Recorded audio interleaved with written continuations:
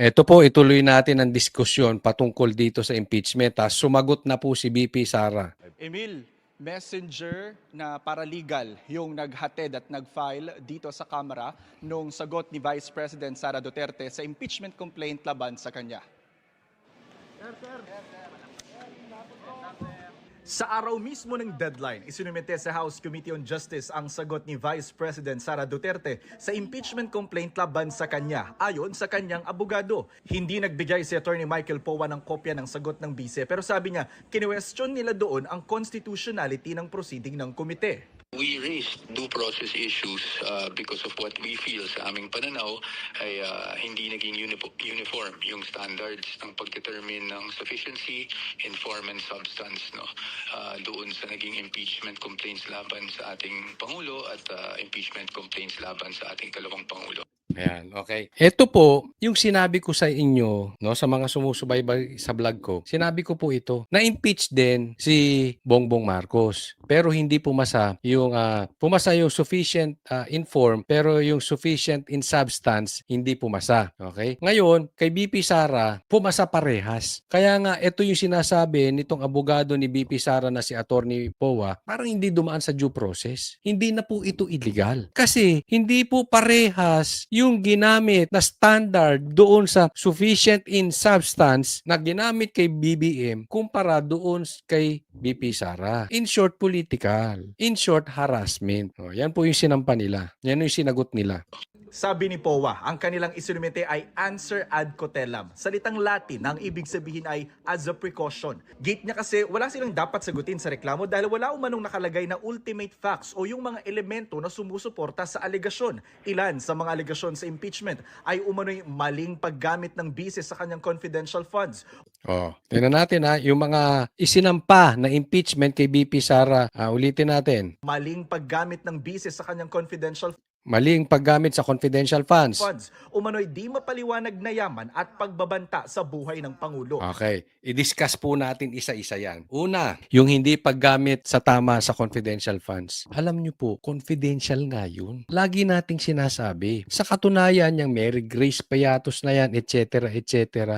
Tama lang yan. Kasi hindi ka dapat maglagay ng pangalan dun. Halimbawa, ginamit ni BP Sara yung confidential funds niya sa akin dahil ako ang nagtuturo doon sa mga rebelde, mga pumapatay na NPA. Alisin natin, pangit ng mukha niya dyan. Tapos ilalagay mo pangalan doon. Pwede ko pa idemanda si Sara kasi bawal yun. Kaya nga confidential funds eh. Paano ka kukuha ng intel o ng asset mo kung ilalagay mo pangalan doon? Si Bongbong Marcos meron ding confidential funds. May nilalagay ba siyang pangalan doon? Isipin mo, pag naglagay ka ng pangalan doon, lumalabag ka sa batas. Nilalagay mo sa alanganin yung intel mo. Unless binulsa ni Bongbong Marcos. Pero kung issue nila confidential funds, tapos Mary Grace Piatos, tama lang yun. Di ba? Alam na ilagay niya doon Oliver Cristobal. Kunwari ako yun O, ilalagay niya dyan clover chips. O, gano'n. Pwedeng gano'n, di ba? O, pasosyalin natin. Fridays. Nagigets niyo po. Yung maling paggamit ng yaman. Excuse me po. Squatter nga to si Sara kung ikukumpara niyo sa mga politiko natin. Huwag nga tayong maglokohan. Ikumpara ninyo yung yaman ng Duterte sa mga politiko, magmumukha silang squatter. Kayo nga, ang lalaki, may bahay ba sa Forbes ang si Sara? Si Basti ba may bahay sa Forbes? Kayo nga, ilan-ilan ang bahay sa Forbes, di ba? Paano maling paggamit ng yaman? Pangatlo, yan po, dinidiscuss po natin yung tatlong sinampang complaint dyan sa impeachment. Pangatlo, grave threat. Ito po, lilinawin ko sa inyo. Conditional yung threat na yun. Di ba? Ano sabi niya? Pag pinatay ako, patayin mo yung tatlong yan. Si Bongbong Marcos, si Lisa, at saka si Tambaluslos. So, ibig sabihin, pag sinampan nyo yung impeachment nyo kay BP Sara na may threat siya ron, ibig sabihin, inaamin nyo na talagang pinapapatay ni Bongbong Marcos, ni Lisa, at ni Tambaluslos si Sara. Kasi hindi niya naman sabing patayin nyo yung mga yan. Pag pinatay ako, patayin mo yung mga yan. Para sinabi, pag hindi na sumikat ang araw, bukas, patayin nyo si Bongbong. Anong ibig sabihin nun? Huwag nyong gagalawin si Bongbong. Kasi siguradong sisikat ang araw bukas. Ano ba, dilima? Bobo ka ba? Kayong mga nagsampa ng impeachment niyan. Abante, bobo ka talaga? Hindi nyo maintindihan yung conditional threat na yan? Simpleng-simple. Kahit ipaliwanag mo yan sa anak mong grade 2, maiintindihan yan eh. Sa buhay ng Pangulo. Kanina tinanong si Duterte tungkol sa pagpasabina sa House Committee on Justice sa financial records niya at ng kanyang asawa. Kausapin muna nila ng maayos yung mga abogado nila dahil sa nakikita natin ngayon ay yung mga iilan sa mga members of the House of Representatives ay inaabuso yung kanilang posisyon at kapangyarihan at more than that ay lumalabas na para silang mga law benders. Wala po nga pag-abuso, wala po nga law bending dito, no? Kundi ito po ay pagpapatupad ng mandato ng proseso po ng impeachment. Wala daw law bending. Yan ang taon to. Anak ka ng nanay mo. Anak ka ng nanay mo. Walang law bending. Ang lupit mo. Nagpapayaman ka ba ng husto? Kasi kung susundan ko yung sinasabi ng Marines, yung mga tumatanggap ng envelope, yung mga katulad mo, yung maingay, yung ngawa ng ngawa, yung laging active sa mga hearing.